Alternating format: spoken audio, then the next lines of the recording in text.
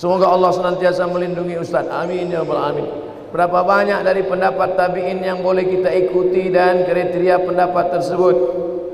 Mohon doa untuk anak kami M. Nabil dan Rafika Gunawan menuntut ilmu di pondok. Nanti di akhir majelis kita sama-sama berdoa semoga anak-anak kita semuanya menjadi penghafal Al-Quran, jadi para mujahid yang menolong agama Allah ini dengan harta dan nyawa mereka insyaallah.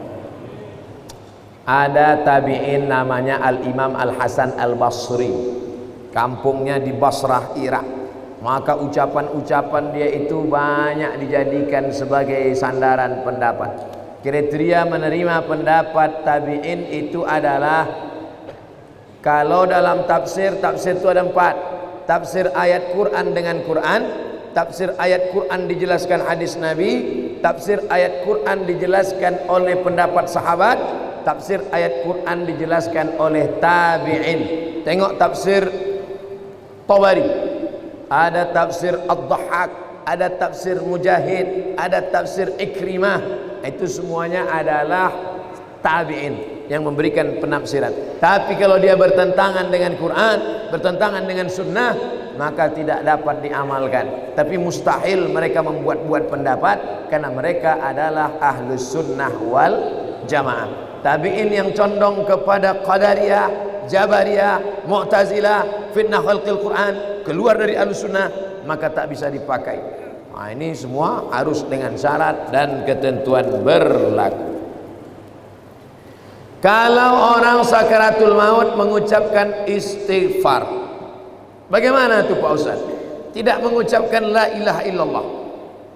Laqinu mautakum, talqinkan ke telinga sebelah kanan, la ilaha illallah. Nanti lidahnya nampak bergerak, suara udah tak ada lagi, bibir tak lagi bergerak. Hebatnya Allah Ta'ala, ada kalimat kalau diucapkan tak perlu bibir bergerak, lidah saja bergerak, tak bersuara, la ilaha illallah. Kalau sudah mulutnya, lidahnya nampak bergerak la ilaha illallah, diam, jangan ganggu. Tapi kalau dia meracau, berapa harga sawit, berapa ikan sekilo, nah, ingatkan la ilaha illallah sampai akhir kalamnya la ilaha illallah. Bagaimana kalau dia pas mau mati itu astaghfirullah, tak masalah, karena substansi makna la ilaha illallah ada dalam astaghfirullah, ada dalam salawat, ada dalam subhanallah, ada dalam alhamdulillah, ada dalam Allahu Akbar. Nabi ketika mau meninggal dunia, apa kata Nabi?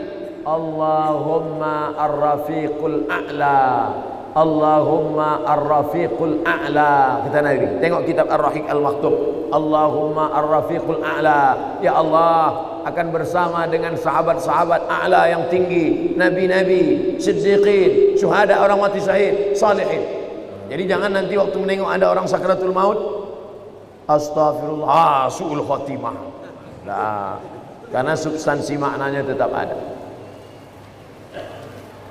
Bagaimana para rawi zaman dulu membukukan hadis? Bagaimana cara mereka membedakan hadis asli dan hadis palsu? Al-bazinjan sifaun min kulli da. Terong obat dari segala macam penyakit. Itu contoh hadis palsu. Terong obat segala macam penyakit. Siapa yang membuat hadis palsu? Tukang jual terong. Biar supaya laku dibuatnya hadis palsu. Syarat hadis sahih ada 5. Yang pertama, sanadnya bersambung. Sanad itu apa? Kau dapat hadis dari siapa? Imam Bukhari. Imam Bukhari dapat dari siapa? Abdullah bin Maslamah. Abdullah bin Maslamah dari siapa? Malik bin Anas. Malik bin Anas dari siapa? Abu Zinad. Abu Zinad dari siapa? Al-A'raj. A'raj dari siapa? Abu Hurairah. Abu Hurairah dari siapa? Dari Nabi Muhammad SAW. Sanadnya mesti nyambung. Kalau putus, lain. 2. Periwayatnya mesti adil. Adil. Apa arti adil? Menjauhi dosa besar, menghindari dosa kecil. Dulu kalau ada periwayat hadis yang tidak menutup kepala, tak diterima hadisnya, karena tidak adil, tidak melanggar, sudah melanggar muru'ah. Makanya dulu periode hadis itu pakai sorban, pakai topi, menutup kepala. 3, babit, ingatannya kuat. Ada orang alim tapi pikun, tak diterima hadis. Makanya kata Malik bin Anas, aku ketemu di Masjid Nabawi ini dengan orang-orang soleh. Kalau aku minta dia berdoa, turun hujan. Sakingkan kabul doa, sakingkan banyak zikirnya. Kalau aku suruh mereka berdoa, turun hujan. Tak perlu istisqa ramai-ramai. Satu orang saja berdoa, turun hujan. Tapi aku tidak meriwayatkan hadis dari dia. Kenapa? Karena pikun, tak ingat. 4, riwayat dia tak boleh bertentangan dengan riwayat yang lain. Namanya syaz, mukhalafatus thiqah liman huwa awsaq minhu. 5, tidak boleh ada illat. Illat itu apa? Sababun khafiyun yaqdah fi sihhatil hadis. Ada sebab walaupun kecil yang membuat hadis itu jatuh derajatnya, maka tak bisa diamalkan. Inilah kriteria yang dibuat ulama dalam kitab-kitab ulumul hadis, ilmu-ilmu hadis. Saya sedang hijrah mendekatkan diri kepada Allah, tapi saya terbayang hal-hal kemaksiatan di saat saya dulu masih sendiri. Saya mohon bagaimana hijrah saya ini betul Pak Ustadz. Jangan sendirian, karena serigala akan menerkam kambing yang memisahkan diri dari jamaah.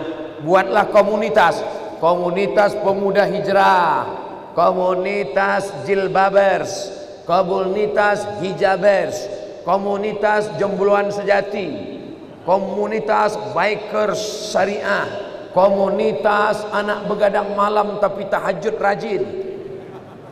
Buat komunitas.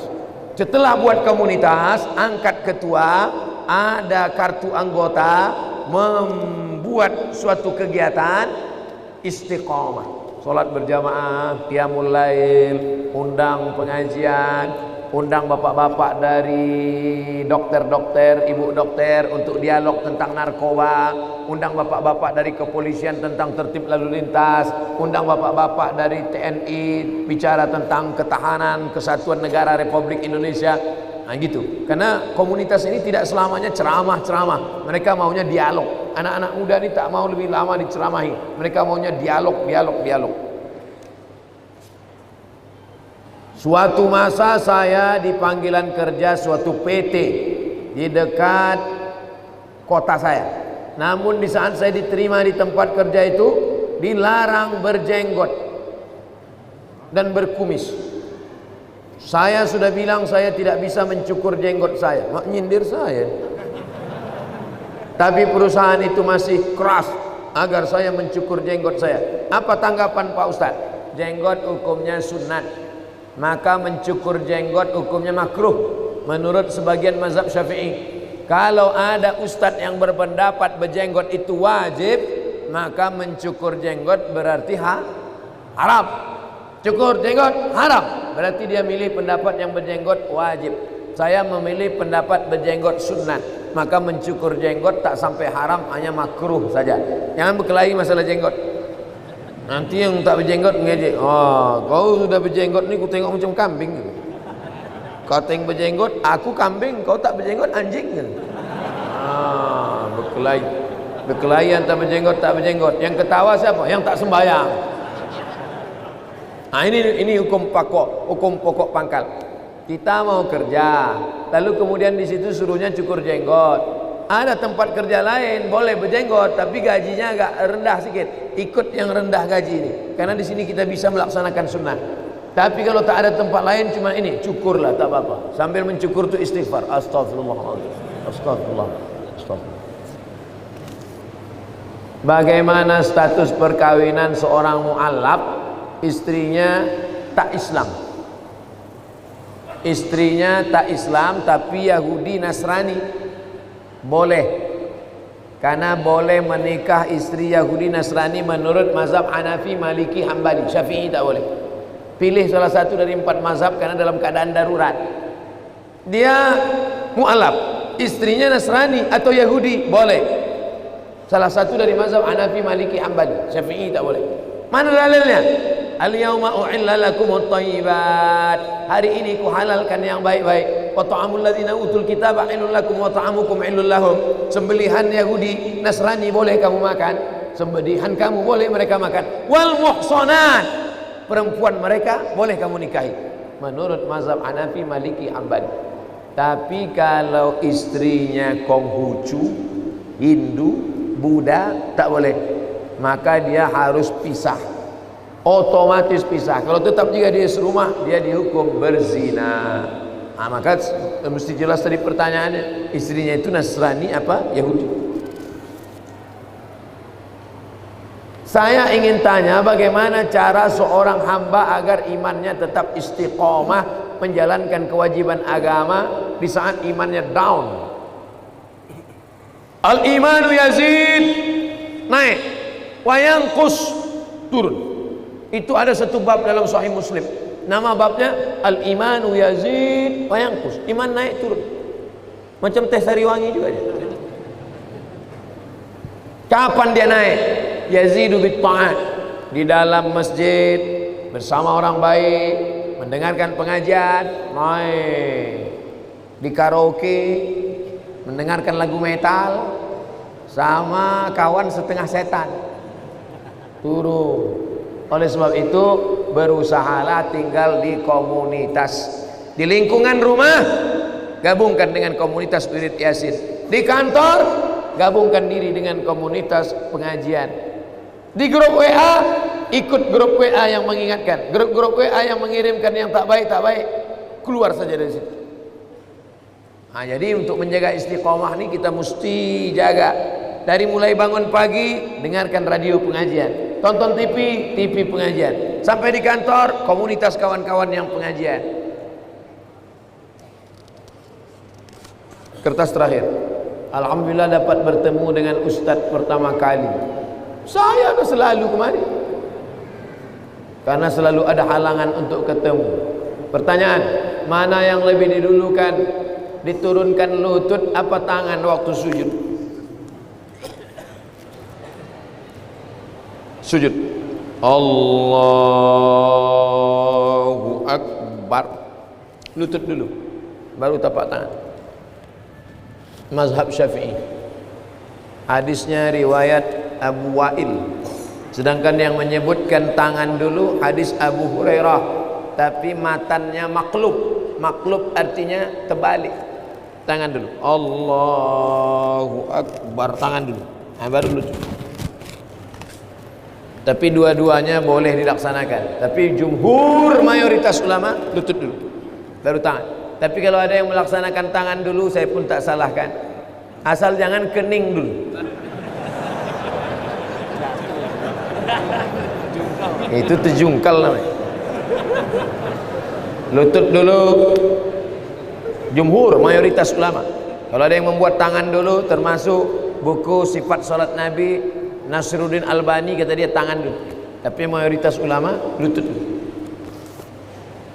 Salat istisqa sebaiknya dilakukan pada saat kapan Pak Ustaz? Salat istisqa dilaksanakan pada saat kemarau panjang. Cara pelaksanaannya dua.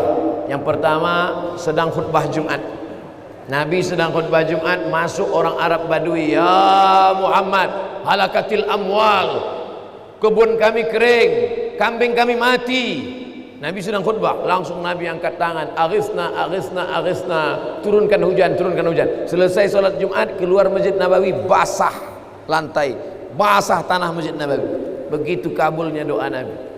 Jadi melalui salat Jumat. Yang kedua, salat istisqa khusus. Di mana Nabi salat istisqa? Nanti Bapak Ibu kalau pergi umrah, cari ini kiblat sebelah kanan ada namanya Masjid Ghumamah. Ghumamah arti awan. Karena Nabi waktu salat istisqa datang awan di atas. Tinggal turun saja lagi. Selesai istisqa turun dia ke bawah. Saking kabulnya doa. Kenapa doa kita tak dikabulkan? 4. Mat'amuhu haram, makanannya haram. Mashrabuhu haram, minumannya haram. Malbasuhu haram, pakaiannya haram. Ghudhiya bil haram, disuapkan makanan haram. Salat istisqa mohon kepada Allah ketika panas berkepanjangan dan tidak turun hujan. Mudah-mudahan Allah Ta'ala menurunkan hujan kepada kita sehingga menghilangkan segala malapetaka, bencana dan musibah. Ala hadhihi niyah wa kulli niyatin salihah. Al-Fatihah.